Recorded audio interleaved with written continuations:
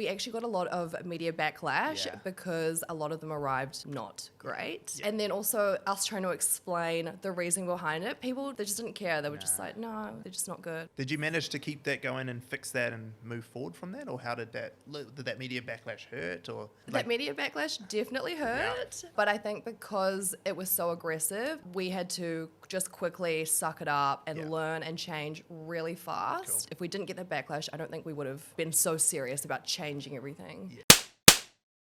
Welcome to the podcast. Thanks for having me. No, thank you for being on it. Why don't you quickly introduce yourself and then we'll get started. Okay, my name's Iyia and I'm an entrepreneur. Cool. Awesome. I like that because as I said off camera, where I wanted to start is you've had a few business ventures, you've had some successes and sold, but I wrongly thought Celebration Box was the first one. So take me back to the start. Like, where did this entrepreneurship journey begin? So my journey began, I was 21 when I started my first business, I think it was. I remember in my final year of uni, I kind of was not sure what I wanted to do. I saw this lady called Sophia Amoruso. Do you know her? The Girl Boss lady? Yeah, I loved it. Yep. And I kind of resonated with her story. I was like, if you could sell things on eBay and make money and sell clothing on eBay, I've also done that too. Yeah. Why can't I do what you do? Cool. And that really pushed me to just try and start my own business. So my first business that actually did well was called Waist Trainer. Okay. Yeah. Yes. It is a type of shapewear. Okay, cool. Kind of random, like a corset, modern day corset. Yeah. And I kind of thought, okay, I'm going to import these. I think I got like 10 or 20. My sister was like, that's really weird. No one's going to buy them. And then we ended up selling, I think it was we ended up selling to over 90 countries around the world. Oh, wow. We did like 3.5 mil in the first year. Holy crap. And for a 21-year-old, I was like, woo, yeah, that's pretty cool. Yeah, that's amazing. Yeah. How did you get to that number that quick in that first year? What was the things that you did? Well, back then, this was kind of when Instagram was first starting to kick off. Yeah. What year were you in? Maybe 2016. Okay, yeah. It was. That was like kind of peak Instagram. Just the start. And a lot of the macro influencers you see today, they were also kind of all starting their career.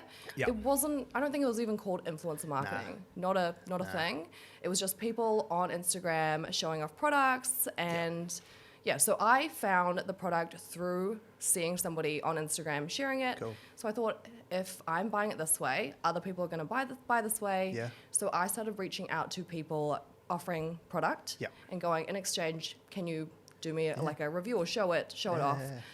Really just ramp that up. Cool. Eventually we started paying macro influencers like thousands of dollars per post. Yeah. We ended up paying Kylie Jenner $300,000 for a post. Yeah.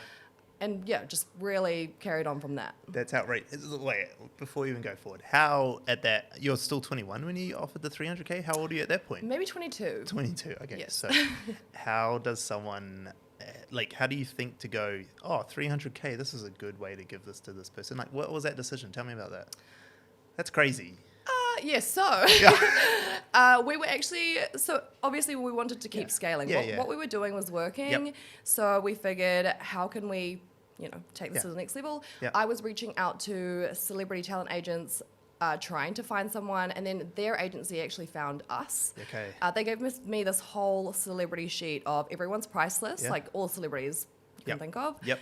And I went, okay, Kylie is a good fit. Yep. Negotiated the price. Then we did negotiate it down a little bit. And we just did it. Just did it. Yeah, like you just backed yourself. Yeah, I remember going into the bank to make the money and thinking, this better not be a scam. This better not be a scam. Yeah. But we did it. How did you know it wasn't a scam? I researched the company thoroughly. Okay. Yes. Yeah, I mean, you're spending $300,000. I know. You probably should. I don't think we even... But you were young, so it wouldn't have been a miss if you didn't. Well, it still would have. But, I know. But you know what I mean? That's crazy. Yeah, I feel like, when you are younger, you don't have a mortgage, you don't have kids. Yep. This is the time where you can go do crazy calculated risks and do stuff like that. Yeah, that was going to be my next thing is that's when you can do it exactly because, I mean, $300,000 is a lot to lose at any time in life. But at least when you're 22, there's a long time to come back from it. Totally. Yeah. How did that result for you? What did that have the desired effect? What was the results? Like in terms of like, you don't have to give me hard fact numbers, but like how successful was that 300 grand spend? Well, you can think of success in monetary, but there's also non-monetary success. So yes, I think we made all the money back in about a month. Okay, amazing. Yes, but then we got tons of PR, global PR, shared then I signed up with a PR agency, shared that story, and then that circulated globally. So that is I'm like, how do you put a value on that? You can't. No. So that was well, a lot of things I got from it. And then from all that PR stuff, I guess more sales and more everything just keep coming through. Amazing. More sales, and then also I guess it was great for my personal brand. Got a lot of speaking gigs and cool. And then so keep going with the story. So we've done that. Where are we at now? We're 22. What's next? Keep us going. So 22, still very fidgety, always thinking of new ideas. I remember I was overseas and I was like, okay, well, since we've already got this, we may as well start another business, another brand. Maybe we could cross-promote it with a similar audience. So this is when I started the supplement company called Lux Fitness. Oh, yeah, cool. Yep. So, some of that one. So with Lux, I obviously had a bit more cash that I could put into this. So we immediately, I was like, I know the strategy. We are going to get, 10 macro influencers in Australia and New Zealand to push this from the get-go, run giveaway and incentives to grow our followers, grew to 140K or something really quickly, within a month or something. Amazing. And then we did, again, like 2.6 mil in our first year of running that business as well. Yeah, great. And, so how old are we there? 23? 23, so literally a year later. And you're still running the shapewear stuff as well? You still got that on site? Yeah, so you're doing both now? Yeah. Cool. And we kind of cross-promoted with each other. We would send advertising to the same audience. Okay, cool. So you leverage both businesses for each other? Yeah. Perfect. Okay, so 23, you now got Lux on the scene. Okay. Then what's next? So, must have been 23. Then somebody gave me this idea. They thought, okay, well, you could sell your business. They're doing really well. This is it something you've ever looked into? And I kind of thought, okay, well, I've never thought about it, but it is free to go and get your business valued and even just see. So I kind of went to a business broker, gave me a valuation. I thought, okay, that's pretty good money for my age of being 23. Found a buyer and within I think like 3 or 4 months, we had just done the transaction, got my little payout. And For both or just for? For both. Cool. To the same person. To the same person. Okay, cool. Okay, so now you got this big cash injection and probably even itchier feet, right? It must be at that stage. You've learned a whole lot. Yeah. Then what do you do? Well, I told myself I was going to take a little break, which I didn't do. What did I do? I think I started... It's not an entrepreneur's repertoire to take a break. No. You think you are, but you don't end up. No. So then I started Celebration Box. Okay, cool. That's when that came in. Yep. Yes. Yep. So Celebration Box is a gift boxing company. I got the idea from this Australian company. They were creating these really crazy gift boxes they were actually quite naughty gift boxes. I think I know the ones. Yes. Yeah. Based in Melbourne. Yes. Yeah, I know the ones. Yeah, we used them at hotels. I know exactly what you're talking hotels. about. Well, because we had a lot of EAs as our sort of direct client contact. Okay. And so they're a very female audience. And so it was just funny. Yeah. It was just real funny. And it was a big hit. I know exactly what you're talking about. Okay. I mean, you can talk about them. Naughty gift boxes. So I didn't go down the naughty route because... Nah. I don't know. Nah. I just didn't. Oh, they're pretty outrageous. Yeah. So, but I did kind of replicate the business model within New Zealand. Kind of, I'd say maybe one of the first in New Zealand to do it. Yeah, okay. People might have been doing it, but not really advertising it very much. Yeah, more old school business model rather than the new age sort of social style of gift boxing, right? It was all that corporate gifting first. Yes. Yeah, I know what you mean. Yes. Yeah. Which is why we went with that Australian company because it was always like hotels gave out boring corporate gift. Anyway. So I'm going to send you a giant penis instead. Yeah, exactly. Way more laughs. Yes, way more laughs. Anyway, brought that to New Zealand. Yeah. Set that up with pretty much no money. It was just not a lot needed to set that type of business up. Yeah. Started off in a home kitchen. Yeah. I was going to be in charge of doing the marketing, and I found a girl, Briar, who is now my close friend, and I was like, you can be in charge of assembling the gift boxes, because that's not my forte. And so when we launched Celebration Box, we reached out to, I don't know, maybe like 100 New Zealand mid-tier macro influencers, people on radio, TV, sports stars, and basically just said, hey, can we send you a gift box? You don't have to do anything if you don't want to, but you could put it on your story if you want. Most of them shared on their stories, and then in the 6th week, we sold 3,000 gift boxes. Amazing. Yes. That's great. Good, but also... Except for the work. Except we couldn't actually really fulfill that many. Got it. Yes. Yeah. So learning curve. Yeah. Learning curve there. Yeah. So when you say you couldn't fulfill, just because manpower, or just because you couldn't get the product in the stock that you needed to do it? Both. Yeah, a combination. Yeah, okay. So firstly, our raw ingredients, we would go to our usual wholesalers, and they would go, we don't have that quantity on stock in this amount of lead time. Yeah. We didn't have the space to assemble that many gift boxes, that they all needed to go out within a certain amount of time. Yeah. And we also didn't have enough staffing that could do it correctly. Yeah, okay. So a combination of issues. What would you, you've probably thought about it, but if that was to happen again, what would you have done differently?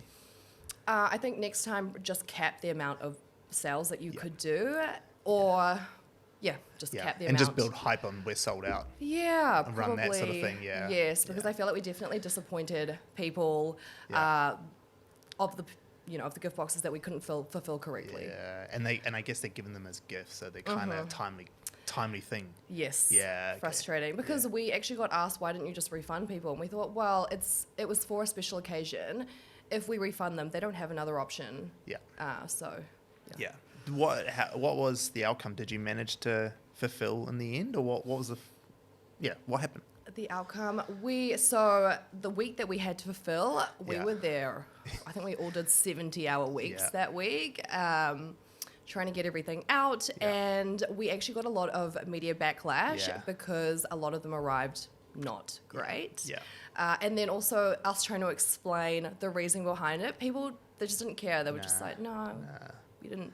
They're just not good. So, It's one of those things that just people don't give a crap. I know, which was hard, because it's like we worked so hard that week and we tried really hard, but Okay, so we got to that point. So you had a bit of a learning curve there. Then what happened? What was next? What was next? Did you manage to keep that going and fix that and move forward from that, or how did that media backlash hurt, or? Yeah. That media backlash definitely hurt, but I think because it was so aggressive, we had to just quickly suck it up and learn and change really fast. When like this is not working, we need to fix these things immediately. Whereas if we didn't get that backlash, I don't think we would have maybe been so serious about changing everything.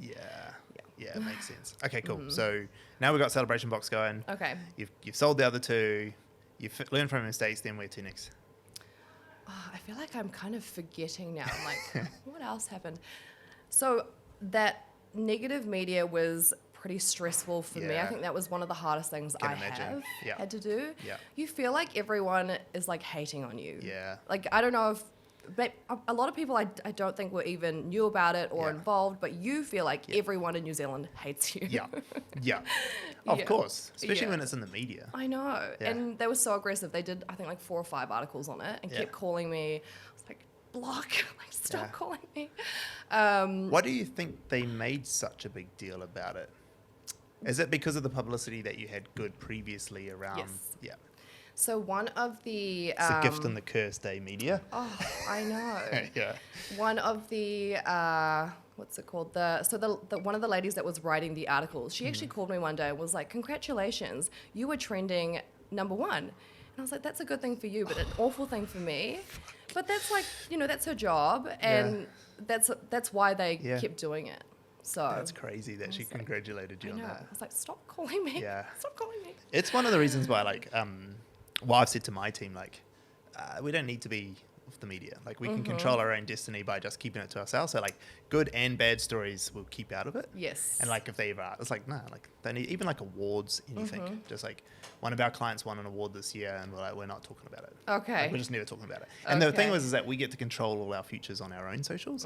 And it was from watching, like, thank you, it's from watching people like yourself go through this stuff, but not just you, like you've seen it.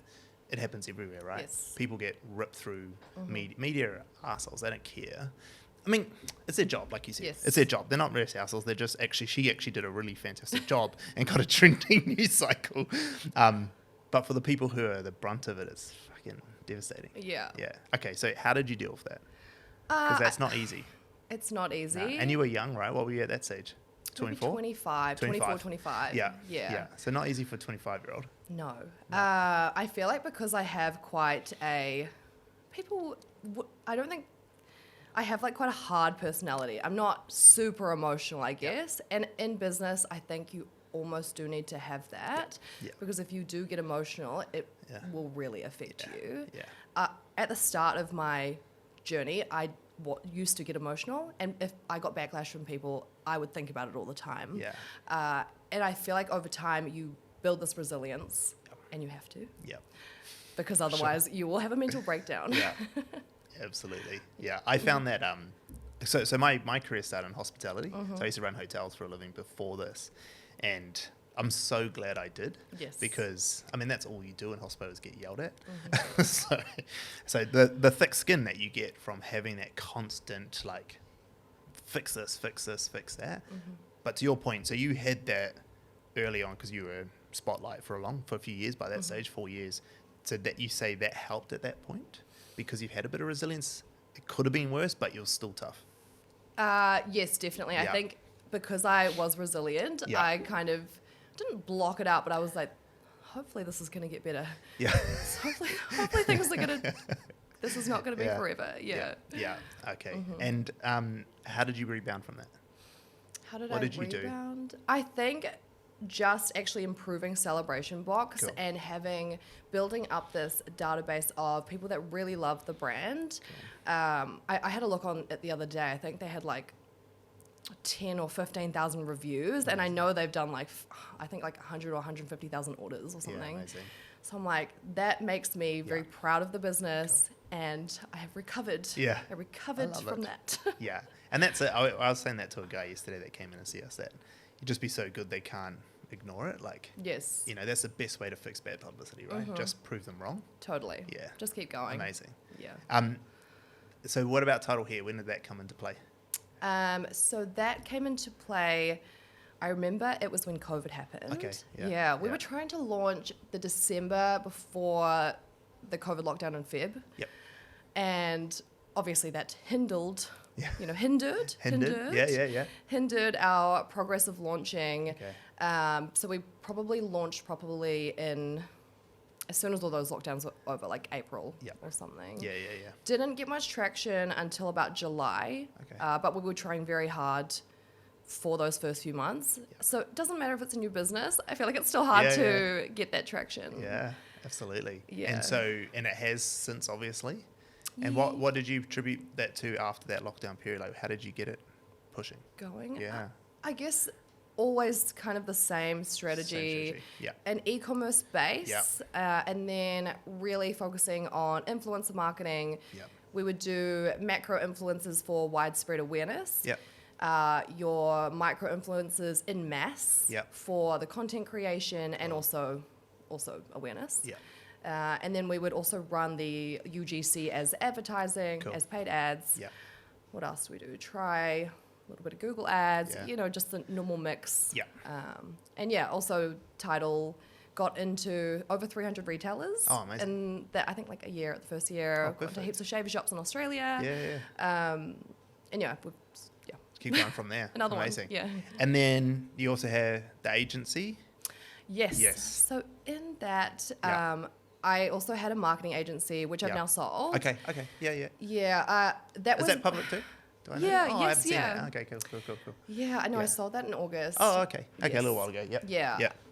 So the agency is this meant to be social media, digital marketing.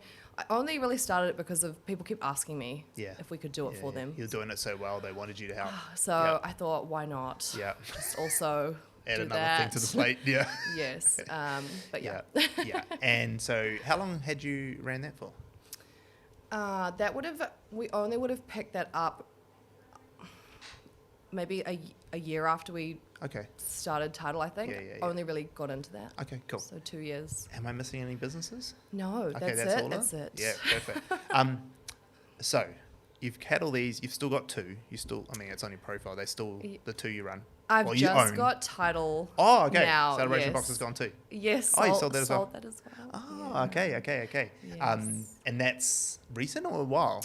That was a little while ago. Oh, okay. A couple years, yeah. So you still, is it like one of those, I sell out, but I've still got to be associated to it? No, or you just keep it on your profiles and stuff? I just keep it on. Okay, cool. I wasn't sure. Yes. Yeah. Also, so right now I'm just launching. I've just launched basically a business course. It's called Make It Happen. Oh, perfect. So I kind of keep the other businesses up to kind of show that I know what I'm talking about. Been there, I've done that. Yeah, nice. Yes. And so that's live now. The course? The course? Yeah, we just launched it, I think like December, just launched it basically. Oh, love it. Is it on the main website? It's on my website and my Instagram at the bottom. Oh, yeah, Make It Happen business course. It's right front and center. I know. Yeah. So this course, I've actually had it for 4 years, but we never really promoted it. Yeah. So I'm like, this is now my focus. Yeah. Okay, so this is where you're heading moving forward. Yes. This is the next steps. Yeah. And why this? Why at this stage? I mean, you're still pretty young. You still got lots of other businesses in you, I can imagine. Why coaching now? Why courses now? Well, I have had this for 4 years. I feel like I like this business model. Yeah. I'm following other people on social that are selling courses, and they're selling millions of dollars worth of courses a year. I think the main thing for me is I've just had 2 young kids. I've got a 9-month-old and a 3-year-old. Yeah. And I want to just be a little bit more flexible while they're young. Yeah. And I Change think your pace. Yeah, I'll probably get back into it once they're older. Yeah, exactly. And so tell me, how's it gone so far? Where is it at? I mean, it's so fresh, right? A month in. Is that what you just said? So the course is a bit older, but you've been properly pushing for a month. Probably pushing it for, a few weeks. A few weeks. Few weeks. We've got 1,200 students from the last 4 years. Yeah. But from now, I will just be really focusing on advertising this. So. Okay, cool. Yeah.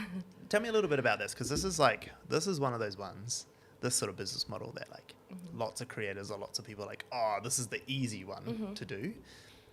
I personally don't think it's the easy one to do, but what are your thoughts? Like how do you go about doing something like this and creating something like this, a course and selling knowledge? Like how for you does it work out? Sorry. For the course itself, within the course, it's basically is explaining my step by step how to start a business, grow a business, pretty much everything that I've done.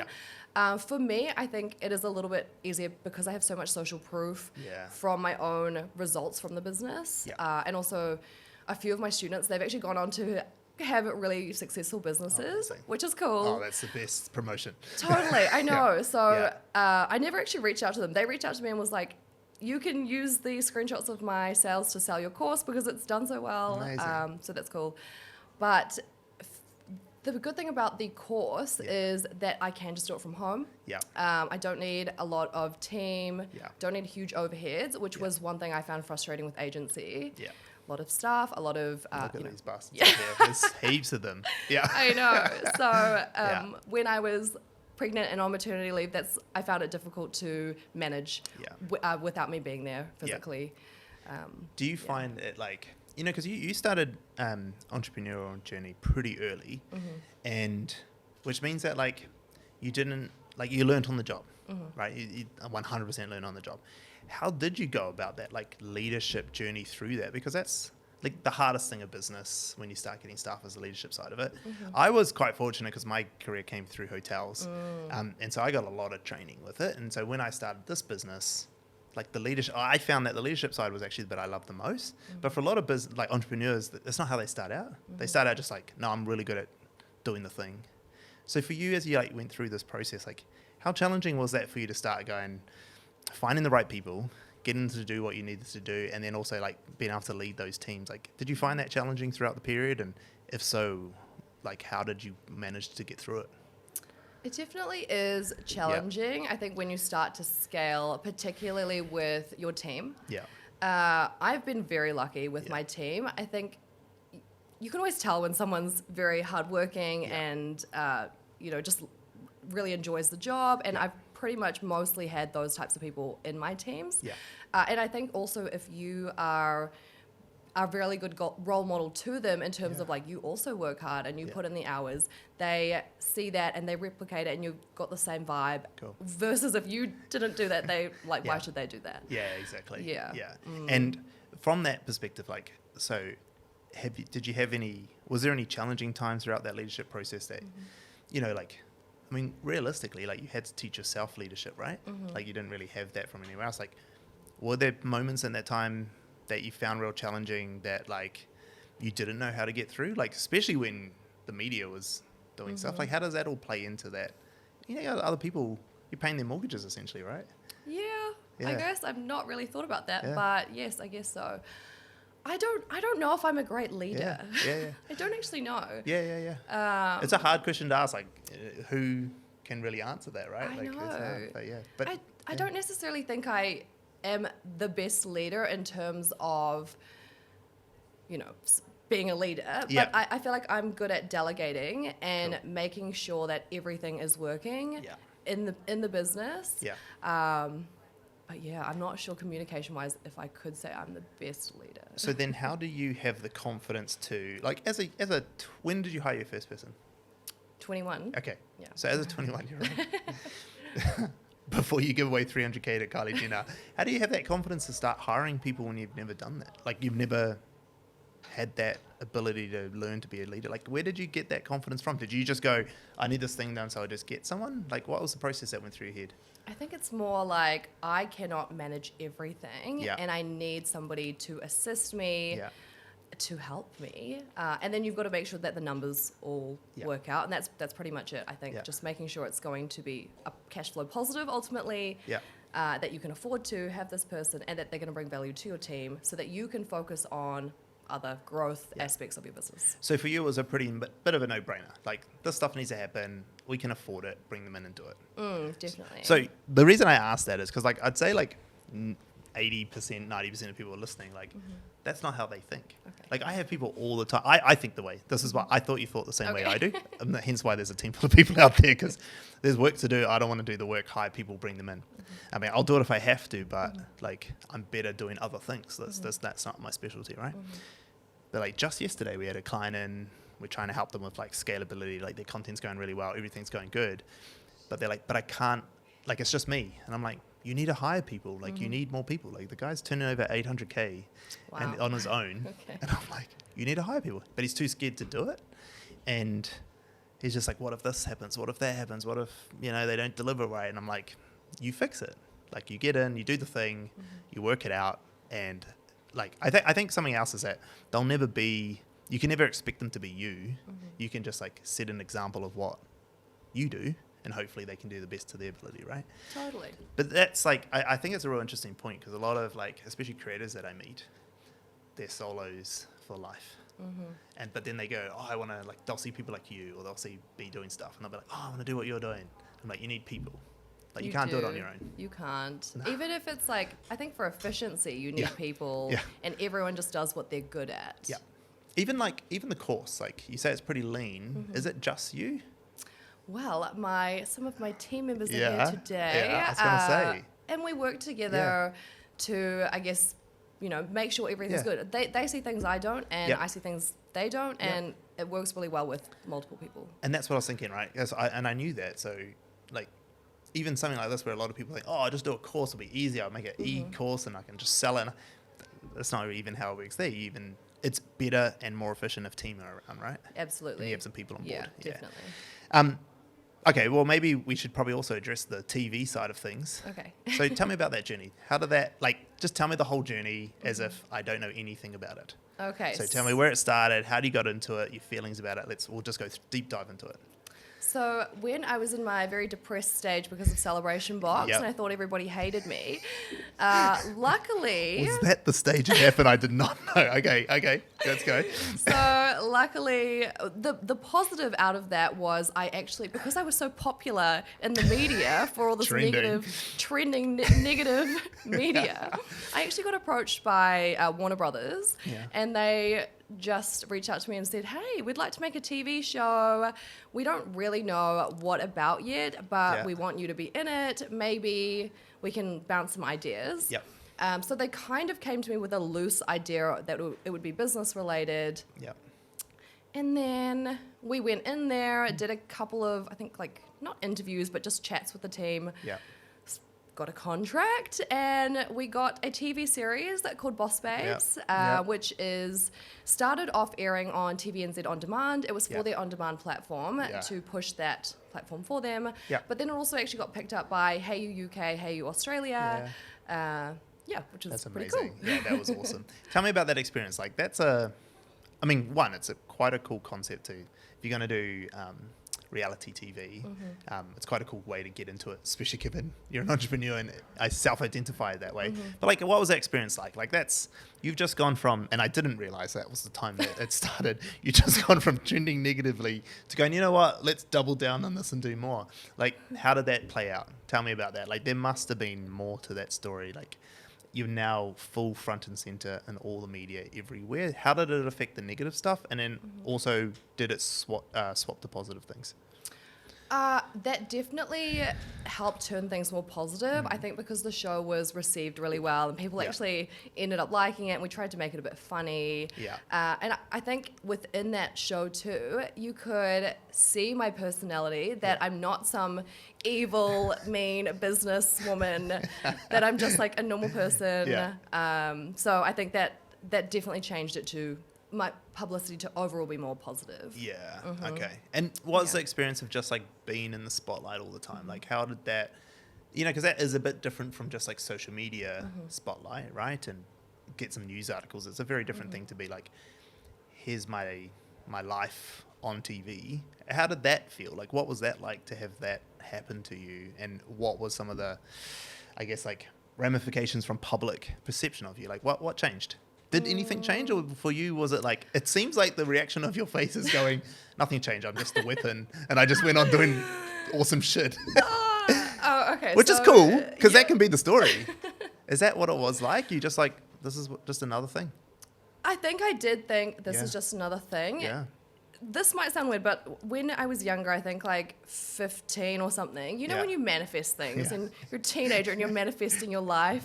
And I kind of was like, oh, it would be cool one day to, be on a TV show and have a house and have this and this. And I never actually thought it would happen. But when it came to, I was like, oh, you actually thought about this once upon a time and you cannot pass up this opportunity because not everybody gets this opportunity. And I'm not an opportunity passer-upper. I always take it. 100%. Even if it freaks me out. So that first episode, we were so bad. It was so bad. It was really a different experience. I remember when we were getting mic'd up, everyone's got their own mic. That first episode, we were like having some sort of big party. And we were just so nervous. We just kept making mistakes. But you learn from that, and then you get better. And then by the third season, it's like, oh, just put the mic on. Just here, do the thing. Do the thing. Get it done. The reason I asked those questions, and I've asked you a few times of these sort of things about like things that I can see that you're just like, what do you mean? Like, you just do it. Like, it's just part of it. Because I feel the same way as you. Like, that's how I would approach it. If someone's like, you want to be on TV? I'm like, you paying it? Yep. Let's fucking do this. But the reason I ask them is I can hear my partner, half my staff, like people I know just going, but how? Like, but how? And that's always the question I get. But like, but how do you do that? But how do you do it? It's like, I don't know. You just do it. Like, I'm going to be on a TV show. What do you mean you're going to be on a TV show? Like, yeah. And then, but I always get this, but how? I think you just commit and you're kind of like stuck. You're like, I've already agreed to do this. Do you know how many people listening are probably getting anxiety just hearing you say that? Just do it. Like, just commit and then you'll figure it out. But that is true though, right? It is what it is. You just roll with the punches. I remember like also when I started public speaking in front of like hundreds of people. I remember I think it was like the third time I got on stage, 700 people at this conference. I had 2 glasses of wine to calm my nerves. Tipped me over. I couldn't hear anything the interviewer was asking me on stage. Yeah. Luckily, it was a panel, so yeah. I don't even, coming off, I don't even know what he said the whole time. I don't know how I answered. No one even tell me because I never want to think of, remember this minute. Yeah, that's so good. Yeah, but then by the end, like the 30th, talk you've done, you're so confident. Yeah. So it's really just putting yourself in that zone and you'll get better. You'll just get better, right? You just put in the reps. That's as I always say it. I say the same, like, because I've obviously done a lot of speaking gigs and stuff like that. And you'll talk to, hundreds, couple thousand people and stuff. And like, my partner's always like, how do you just do that? And I was like, especially the first times, I was like, I just got up and do it. And my best mate from school, like, since we're about 7, we've known each other. He lives in London at the moment. He's come back, and he hasn't really been back since before the pandemic started. And he's obviously seen our business grow and all the stuff, and me starting to put myself out there a lot more. And he's like, when did this happen? Like, you would never have done this. I was like, I only did it because I've got a business. I've got to bring business into, so that's why I did it. He's like, but you're up on stage talking to all these people. Like, how did you do it? And I was like, I just put one foot in front of the other and walked on stage and then just started speaking about the things that I know. But the reason I bring that was like that, like, I mean, even Lee, I can see him nodding his head there going, how the fuck? Because it's not normal. And like, I've always struggled to then say to other people, my answer's always been, just give it a go. Just do it. And then I've had plenty of staff going, Stan, you can't just tell me, just do it. Like, it's not the answer. Like, you can't just be like, just do the thing. So I'm assuming from your perspective, it's probably similar. Like, you're not really sure how to tell people any other way, but just give it a go. Yeah. I feel like you just have to learn by doing it and then maybe sucking. Yeah. And then improving. Yeah. How does that feel to suck at stuff when you first do it? Like, so you told me, like, don't talk to me about this first go, but like, do you just go, yeah, it sucked, but next time I'm going to be better? Or does that dwell on you for much time? Yeah, I think, again, because I don't like turning down opportunities, if I'm offered it again, I'm like, well, I have to do it again, and I need to be better because I don't want to make that same mistake and suck again. Yeah. So as a result, and as a practice and consistency, you just get better. Yeah. Have you had to, like, in that speaking world, let's say, did you end up doing any like formal training for it after that, or did you just practice? No formal training. I feel like I probably should do some formal training. But no. Just do more of it, right? Yeah. Yes. That's kind of why I bring that up, because like a lot of people go, like, they'll message me and they'll say, is there any courses I can do to do this and stuff? And I'm like, I mean, there's Toastmasters. Like, I mean, I've done some Toastmasters more from a networking perspective than anything, but there is no substitute from just giving shit a go, right? Just getting out there and doing it. Yeah. And I feel like also sometimes watching other things and then learning from them and going, oh, they introed with this or they did this. How can I learn from that? Yeah. Is a great way to learn. Yeah, absolutely. Okay, so now we're at course stage of career and life.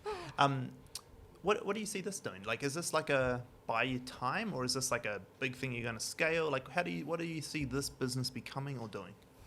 I feel like the course itself, so people buy the course, but then I don't have a repeat thing. Okay. So I thought of things like subscription, and also doing things like workshops or more events.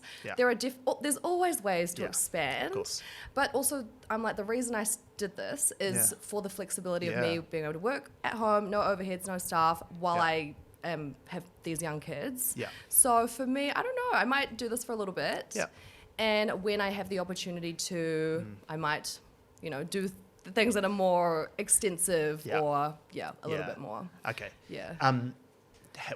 Without giving away any of your secrets for the future, have you got any ideas of like businesses you really want to go tackle afterwards? Like when you've got a bit more time, have you got some things up your sleeve, or you don't want to share?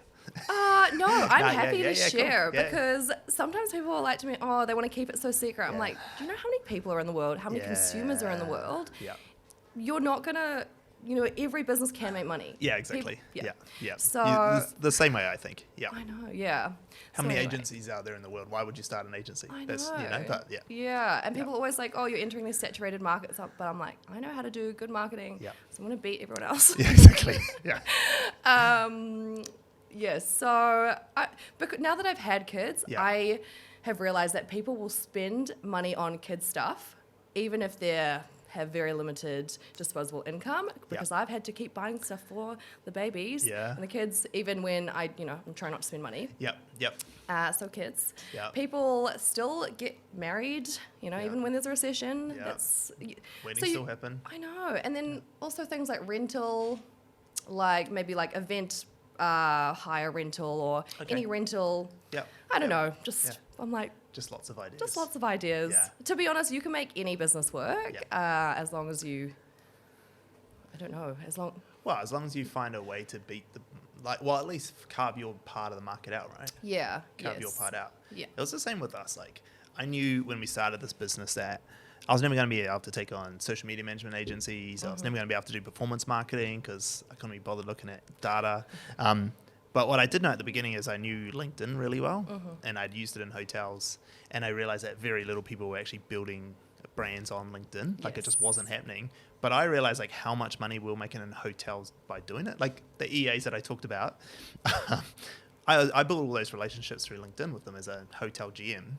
And I mean, they would spend millions with us in the hotel every year.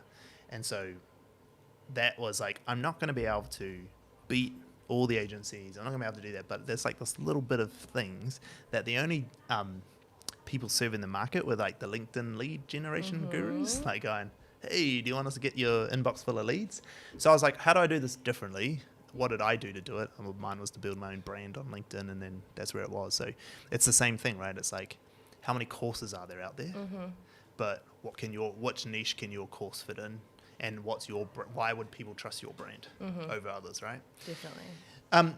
Okay, so you got a few ideas, a few things in the pipeline, but for now it's about like take a kickback, raise the kids, do that thing.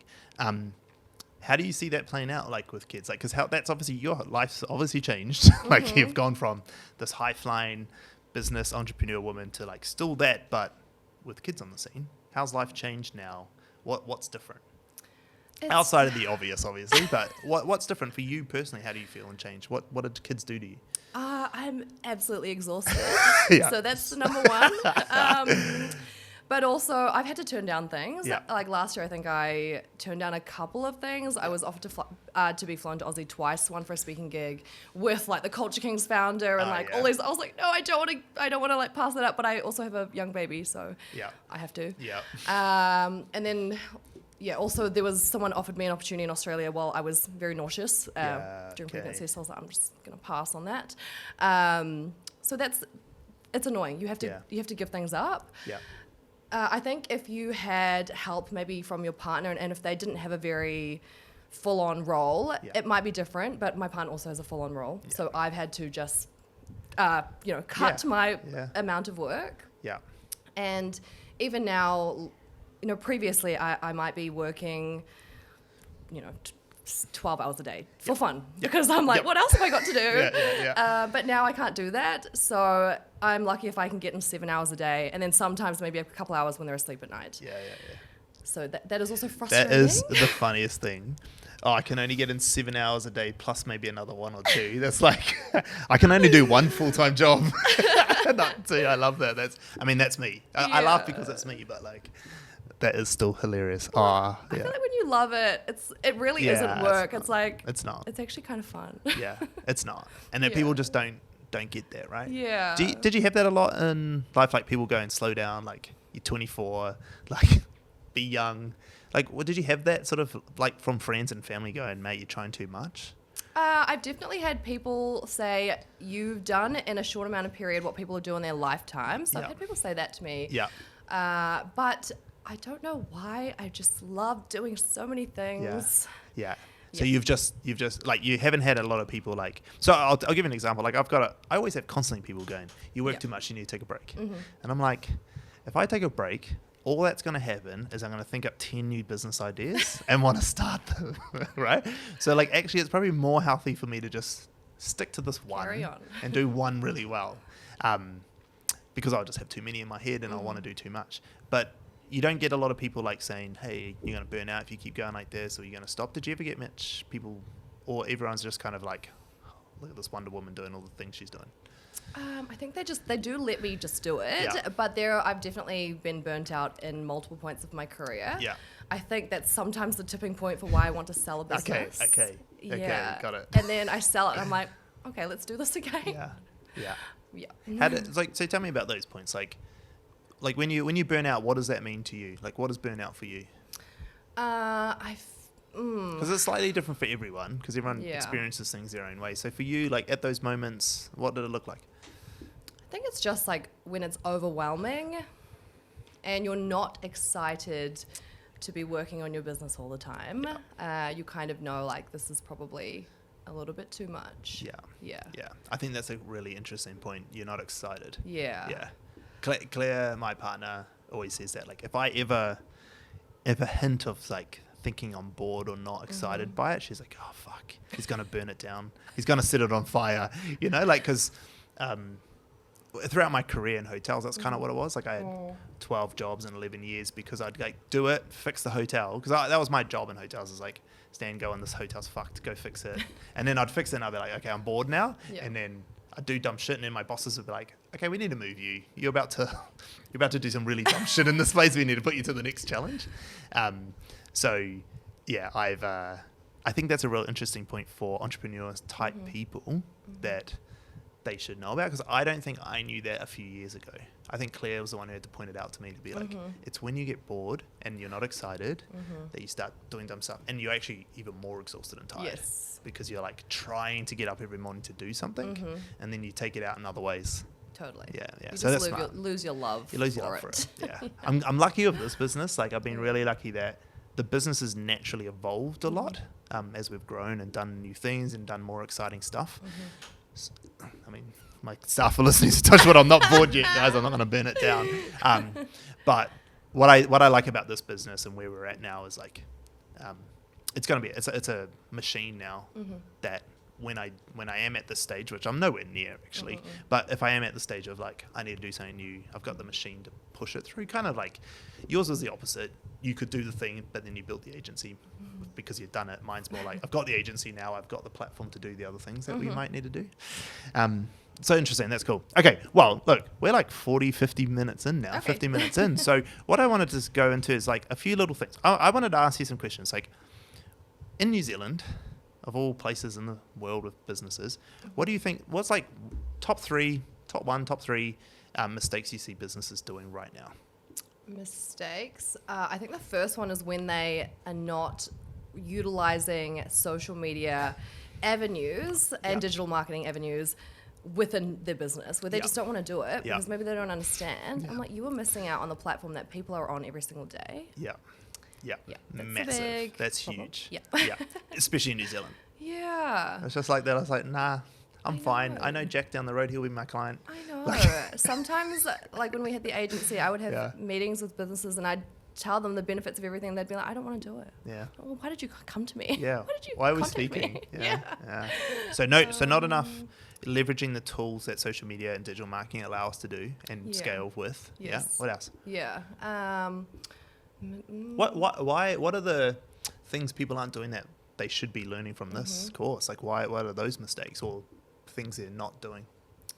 Well, that's definitely one of them. I think that the main thing with business is marketing. If you could have a okay product, and as long as you can market it really, really well, you're going to beat the next person. It's not even necessarily about having a better product. It's just like, how can I communicate that this product is good, is great. Marketing. That's huge. Not putting enough budget to marketing, maybe. And where are you, like from a split of brand versus performance? Like, how do you sort of see that argument?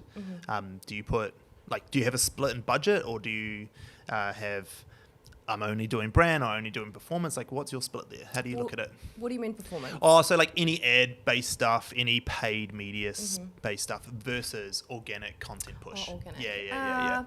I always say do organic for trust building and social proof, and then always supplement it with paid ads, because paid ads is less labor intensive. Yeah.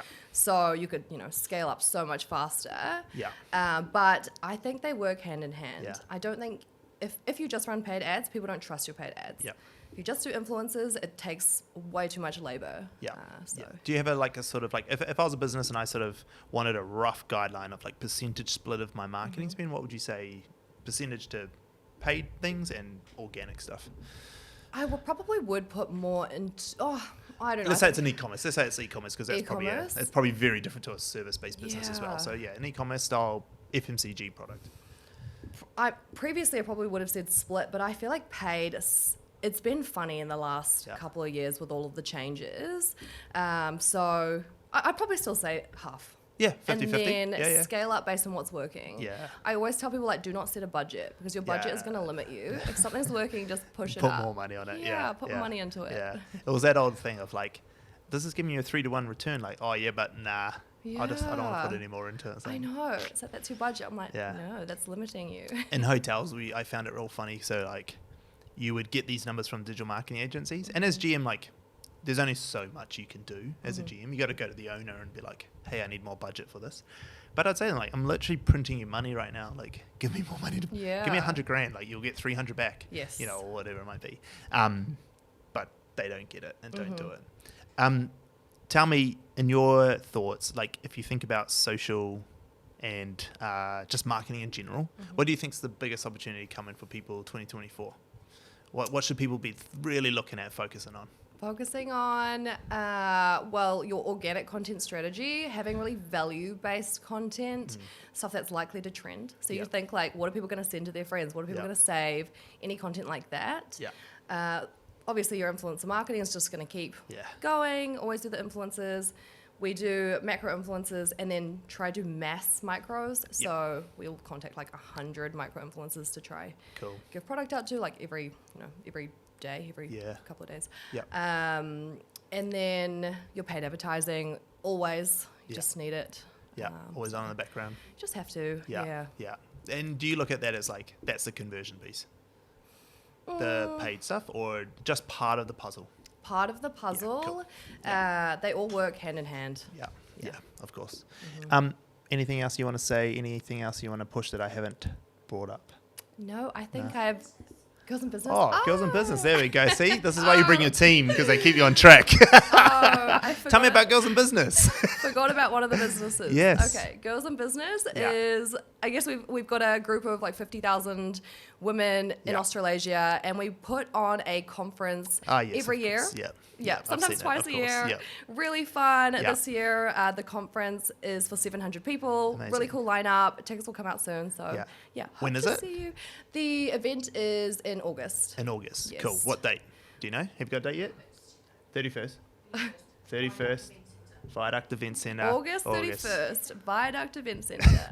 This is why we bring our team. This is why we got teams. This is why you and I need teams. I'm the same, don't you worry. Details are not my thing. I'll just turn up and make it awesome. Okay.